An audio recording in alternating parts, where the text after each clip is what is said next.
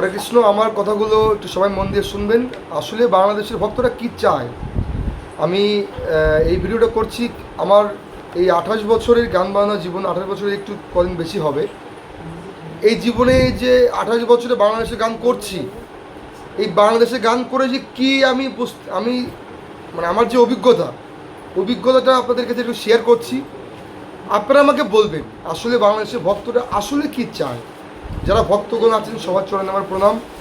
বিষয়টা হচ্ছে, দেখুন, কিছুদিন ধরে একটা ভিডিও ভাইরাল হচ্ছে। আমার বাংলাদেশে, আমার যশোর জেলা, আমার সাতক্ষীরা জেলা, এই বঙ্গে যারা আমরা ইন্ডিয়ান সিস্টেমে গান বাজনা করি, তাদেরকে নিয়ে কেউ কথা বললে বা কোনো কিছু হলে আমার এমনিতে মানে খারাপ লাগে। আমি এই ভিডিওটা আজকে করতাম না। অনেকে দালাল বলতে পারেন যে এর দালালি হয়ে এই কথাটা বলতে পারেন, আমার কোনো যায় আসে না। কিন্তু বিষয়টা হচ্ছে যে কদিন ধরে একটা ভিডিও ভাইরাল হচ্ছে যে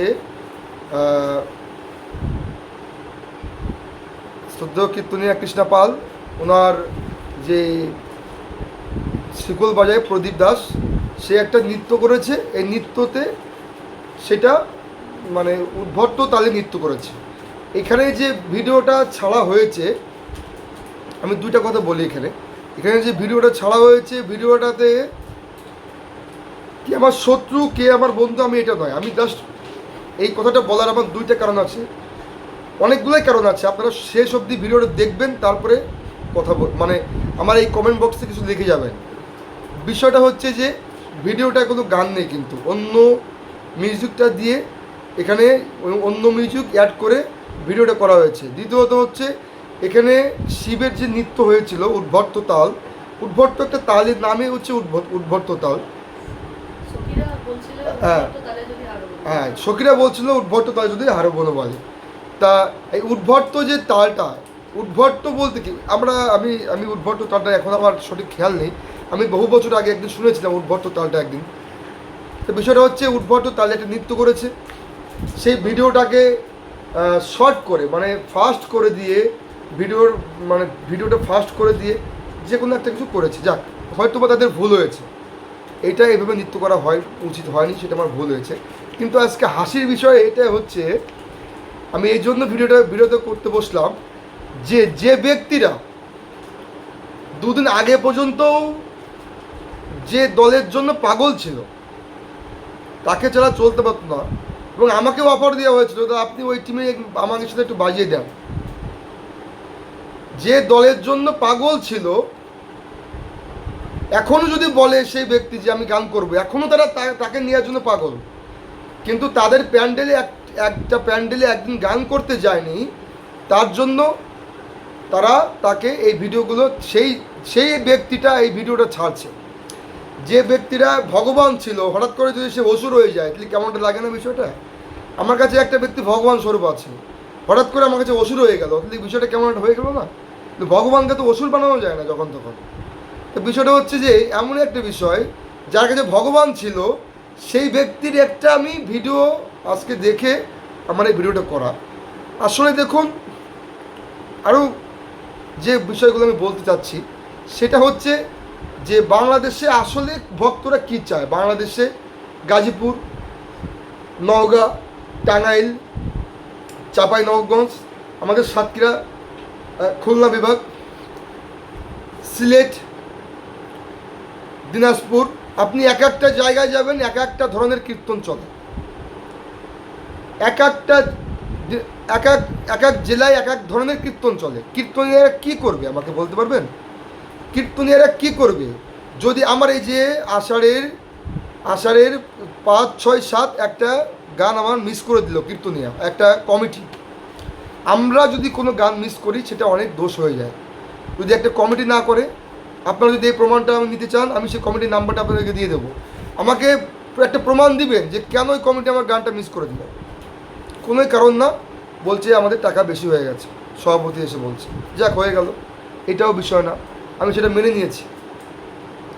কীর্তনীয়ারা যদি কোনো ভুল করে, এটা অনেক সমস্যা হয়, কিন্তু কোনো ভক্ত কোনো কমিটি ভুল করলে করে সেটা কোনো সমস্যা হয় না। আমার বউ যখন, আমার সহধর্মিণী কীর্তনের তনুশ্রী চৌধুরী যখন বাংলাদেশে গান করতে আসছে, তখন তো নতুন ছিল, বাংলাদেশের অবস্থা বুঝতো না, ভক্তরাই বলেছিল, অনেক ভক্তরা, দিদি আপনাকে সুন্দর করে সাজতে হবে, না সাজলে আপনার কীর্তন চলবে না। অনেক ভক্তরাই বলেছিল যে, মানে এটা বলতে বলতে মাথা নষ্ট করে দিয়েছিল যে আপনাকে সুন্দর করে সাজতে হবে, আপনাকে ভালো শাড়ি পরতে হবে, আপনাকে আপনার নৃত্য হচ্ছে না, আপনাকে এটা না করলে আপনার গান চলবে না। আমার এক দিদি আছে, খুব ভালোবাসি দিদিকে আমি, মাধবী মহন্ত কীর্তনিয়া, ওনাকে আমি 4 বছর আগে বাংলাদেশে এনেছিলাম।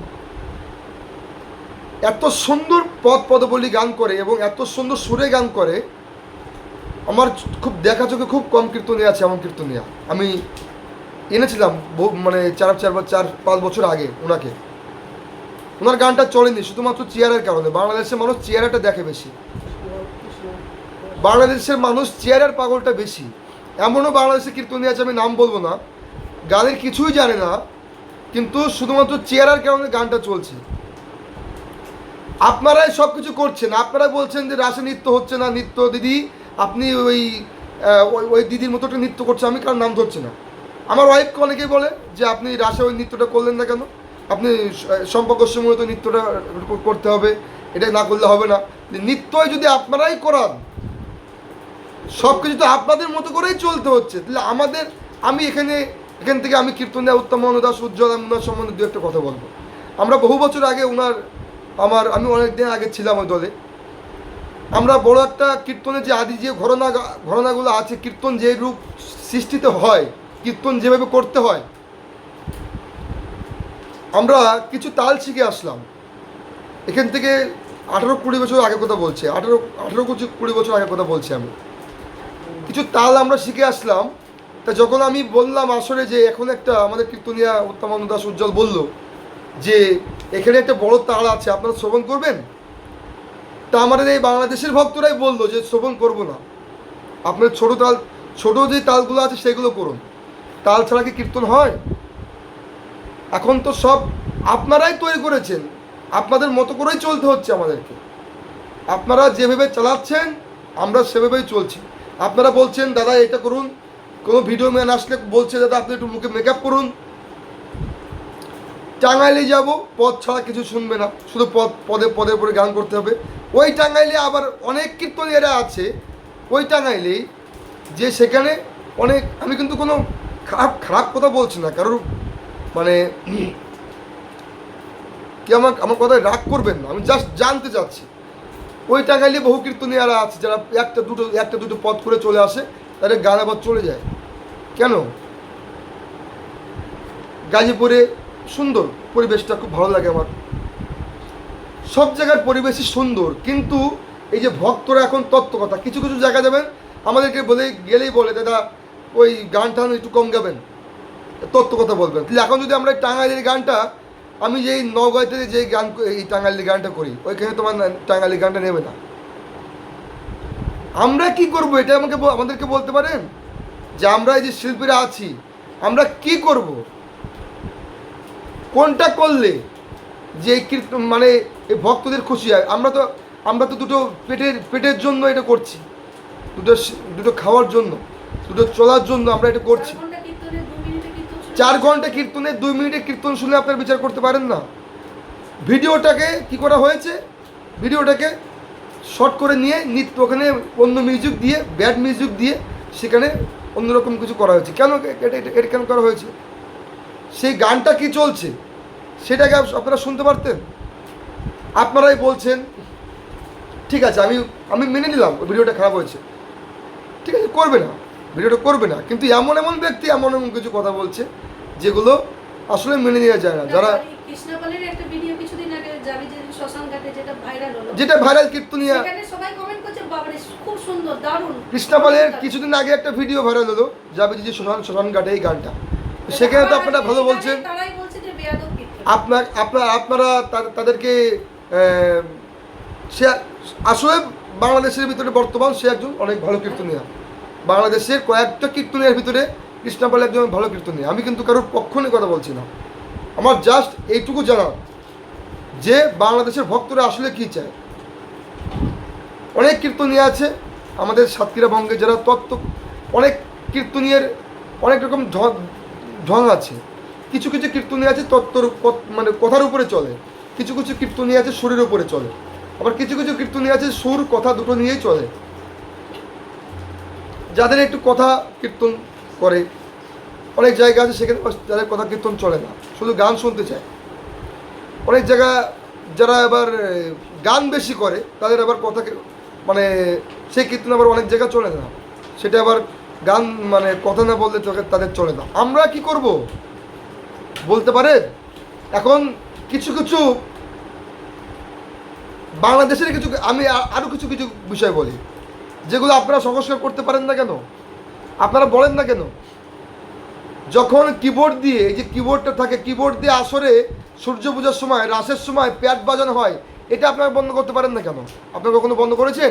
আমি সুব্রত চৌধুরী, আমি একটু শ্রীকল বাদক হয়ে আমি বহু আসরে বলেছি এটা বন্ধ করার জন্য। কেউ কি বন্ধ করেছে? আপনারা ওই ওই ওই বিটটা না পেলে আপনারা নাচতে পারেন না। আমি নিজে কানে শুনেছি বহু জায়গায় যে ওই কীর্তনিয়া কী কীর্তন করে গেল, নাচতে পারলো না, আমাদের বাচ্চারা সেজে আসলো, নাচতে পারলো না। তাহলে কি করবে? রাধারানী যখন মানে জটিলা কুটিলা ঘর থেকে বেরিয়ে আসছিল তখন যে কান্নাটা করেছিল, আমরা যে অভিনয়টা করি এখন, দেখে আসলে কি রাধারানী কি ওইভাবে কেটেছিল? রাধারানী কি ওইভাবে কান্নাকাটি করেছিল আসলে বসে ওইখানে ওখানে? আমরা তো অভিনয় সকলে দেখাচ্ছি, আমরা অভিনয়ের ভিতরে অনেক কিছু, কীর্তনে একটা কীর্তনী হতে গেলে তাদেরকে অনেক কিছু জানতে হয়। আমার একটাই কথা, যদি আপনার কীর্তনেকে ভালোই না লাগে তাহলে আপনি ডাকবেন কেন? আপনি তার গান এখন ইউটিউবে শুনতে পাচ্ছেন, ইউটিউবে দেখছেন, ভালো লাগছে, নিয়ে আসছেন, নিয়ে আসার পরে আপনার তাকে অপমান করছেন। বহু কীর্তনীয়াকে অপমান করা হয়। এটা কিন্তু আমি শুধুমাত্র আমার জন্য বলছি, আমি সকল কীর্তনীয়াদের জন্য হয়ে বলছি। বহু কীর্তনীয়াকে এটা এটা করা হয়। কেন করা হয় আমাকে বলতে পারেন? এই আমার এই কথাগুলোর আমার উত্তরগুলো আপনারা একটু দিয়ে যাবেন। আপনাদের ভক্তবৃন্দের কাছে আমার করজলে আমার মিনতি রইল, এই কথাগুলোর উত্তরটা আপনারা দিয়ে যাবেন যে আমরা কি করব, আমরা কীর্তনেরা কি করব। একটা কীর্তন মার গেলে যখন সমস্যা হয় না, কীর্তনে যখন বারণ করে দেওয়ার সমস্যা হয় না, যে কীর্তনের জন্য পাগল সেই কীর্তনকে আপনি হঠাৎ করে বদলে দিলেন। আর এখন তো ভাইরালের যুগ, কোনো কিছু একটা পেলেই কিছু কিছু ইউটিউবাররা আছে, কিছু কিছু ফেসবুকার যারা ফেসবুক চালায় তারা আছে, ওটাকে এডিট করে এমনভাবে ছাড়বে যে মানে হয়ে গেল। কিছুদিন আগেই মিলিয়ন ভিউ গেছে কৃষ্ণাপালের একটা গানে, যাবি যেদিন শ্মশান ঘাটে। তার গানে কত লোক প্রশংসা করে। কি করবে বলে? আমরা কি কীর্তন করি বলে কি আমরা মানুষ না? তাকে আমরা কোনো কিছু করতেও পারি না, আমরা কোথাও যে বসতে পারবো না। আমাদের দোষটাই বেশি, আমি মনে করি কীর্তনীয়দের দোষটাই বেশি। হ্যাঁ, এটা ঠিক কথা, কীর্তনীয়দের দোষটাই বেশি। তাহলে কিছু কিছু জায়গায় বলছে পদ পদে বলে ছাড়া আমরা গান শুনবো না, কিছু কিছু জায়গায় বলছে আমাদের তত্ত্ব কথা ছাড়া কোনো গান চলবে না, এখানে আমাদের তত্ত্ব শোনার জন্য সবাই বসে আছে। আমরা কি করব? এই প্রশ্নগুলোর জবাব আপনার কাছে আমি রেখে গেলাম। যদি আমার কথা খারাপ লাগে আমাকে ক্ষমা করে দেবেন, আর একটু বলবেন আমাকে যে আমরা কি করব, আসলে কি করব, কি করলে আপনারা খুশি হন। কোন জেলার লোক, কোন জেলার কীর্তন কিভাবে চলে, এক একটা জায়গায় এক এক রকম। কি করব বলেন? কোথাও রাসে যদি নৃত্য করা হয় প্রচণ্ড তাহলে খুব ভালো হলো, আর যদি রাসে কাটাকাটি বেশি করা হয় কিন্তু ভালো হলো না। মানে কি যে যন্ত্রণায় আমরা পড়েছি এটাই বুঝতে পারি যে আসলে কী চাই। যাক, অনেক কথা বললাম, 15 মিনিট ভিডিওটা হয়েছে। যদি কেউ এই অবধি দেখে থাকেন তাহলে এই ভিডিওটা শেয়ার করবেন, প্রত্যেককে জানিয়ে দিবেন। হরে কৃষ্ণ।